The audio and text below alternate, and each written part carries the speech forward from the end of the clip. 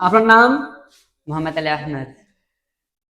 আপনার কাছে প্রথম প্রশ্ন, ছেলেদের জন্য কোন ধরনের পোশাক পরতে নিষেধ করা হয়েছে? ক রেশমি, খ পাতলা, গ মোটা, ঘ কোনোটাই নয়। ক রেশমি। উত্তর সঠিক হয়েছে। দ্বিতীয় প্রশ্ন, একাকীর চাইতে জামাতে নামাজ পড়ার সওয়াব কত গুণ বেশি?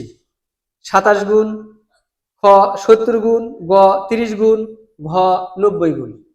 ক 27 গুণ। আপনার উত্তর সঠিক হয়েছে।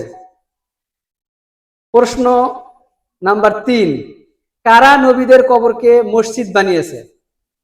ক ইহুদি খ্রিস্টান, খ হিন্দু, গ বৌদ্ধ, ঘ মুসলিম। ক ইহুদি খ্রিস্টান। উত্তর সঠিক হয়েছে, এই জন্য আপনি প্রতিষ্ঠানের পক্ষ থেকে একটা পুরস্কার। স্বপ্নের আল বুশরা সবার শিরা, স্বপ্নের